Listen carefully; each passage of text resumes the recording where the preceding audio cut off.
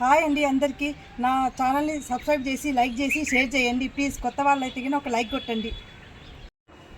మెట్లు ఎక్కుతుండగానే రైట్లో నాగపడకలున్నాయి. యాప చెట్టు కింద చూస్తున్నారు కదా,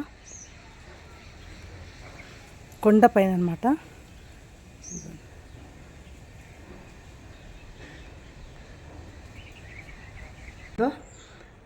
నాగపడకలుండి పైన పోవడానికి దత్తాత్రేయ స్వామి గుడికి వెళ్ళే లెఫ్ట్లో అనమాట.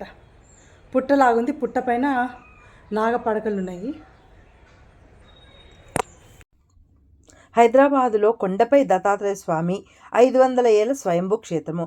గానగాపురం వెళ్ళినంత పుణ్యము. ఇప్పటికీ చెక్కు చెదరని ఆనవాళ్ళు. ఎంతోమంది సిద్ధగురువులు అఘోరాలు తపస్సు చేసిన స్థలము. కొండపై ఆలయం అంటే సిటీకి దూరంగా ఉండే ఆలయం అనుకోవచ్చు, కానీ ఇది మెహదీపట్నము, మోసప్ ట్యాంకు, నాంపల్లి లాంటి ఏరియాలకు దగ్గరగా ఉంటుంది. ఆలయం నుండి చూస్తే సిటీ వ్యూ చాలా బాగా కనిపిస్తుంది. మన కర్మలను తొలగించే గురువు రూపంలో స్వామివారు కర్ణాటకలో గానగాపురంలో నృసింహ సరస్వతిగా వెలిసినారు. మొదట అవతారం శ్రీపాద వల్లభునిగా పిఠాపురంలో వెలిసినారు. మూడవ అవతారము అక్కల్కోట స్వామి సమర్థుడిగా, 4వ అవతారము మాణిక్ మహారాజుగా, 5వ అవతారము షిరిడి సాయినాథునిగా స్వామివారు వెలిసినారు.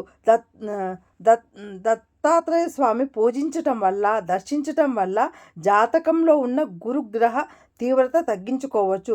గురువు యోగంతో ఇబ్బంది పడేవారు దత్తాత్రేయునికి అర్చన చేయించుకుంటే గురుబలం పెరుగుతుంది అని పండితులు చెబుతారు. గురుబలం పెరిగితే విద్యారంగము పురోగతి కనబడుతుంది.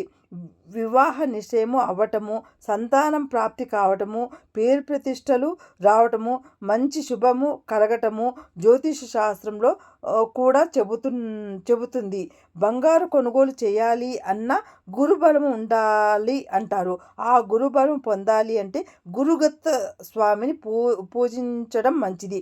ఇక్కడ దత్తాత్రేయ స్వామి చాలా చూడాలి అంటే 215 మెట్లు ఎక్కి అన్ని గుళ్ళకు రోడ్డు మార్గము, మెట్ల మార్గము ఉంటుంది. కానీ ఈ గుడికి మెట్ల మార్గం మాత్రమే ఉంటుంది.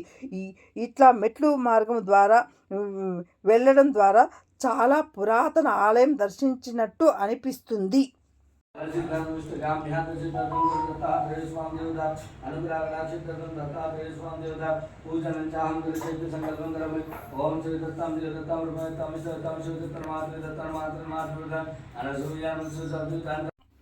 స్వయంభూ ఆలయాలను దర్శిస్తే ఉత్తమ ఫలితాలు ఉంటాయని చెబుతారు. దత్తాత్రేయంతో పాటు ఆంజనేయ స్వామి, శ్రీకృష్ణుడు, శివుడు, నాగదేవత అమ్మవార్లు ఈ కొండపై పూజలు అందుకుంటున్నారు. ఈ కొండపై ఆంజనేయ స్వామి ముద్రలు ఉన్నాయని చెబుతున్నారు. అర్చకులను అడిగితే ఆ ప్రదేశం మూసివేసినారు. ఈ మెట్లకు చాలామంది మెట్ల పూజ చేస్తారు. భక్తుల కోరికలు నెరవేరిన తర్వాత పసుపు కుంకుమ ప్రతి మెట్టుకు వ్రాస్తూ కొండపైకి ఎక్కుతూ తమ మొక్కులను చెల్లిస్తారు. నడకదారిలో నాగదేవత విగ్రహము, నాగ ఆలయము కనిపిస్తుంది. ఇక్కడికి వచ్చే వాళ్ళు తప్పకుండా మెడిటేషన్ చేస్తుంటారు. ఇలా కొండపైన ఎత్తైన స్థలంలో చేస్తే ఆ ఇన్ఫాక్ట్ ఎక్కువగా ఉంటుందని చెబుతున్నారు. నేను చూపించిన సీతారాంబాగ్లో ఉండే దత్తాత్రేయ స్వామి గుడి ఎంతమంది చూసినారు, ఎంతమందికి నచ్చింది? నచ్చితే గిన కమెంట్స్ రూపంలో చెప్తారని అనుకుంటున్నాను. నచ్చితే ఒక లైక్ కొట్టండి ప్లీజ్.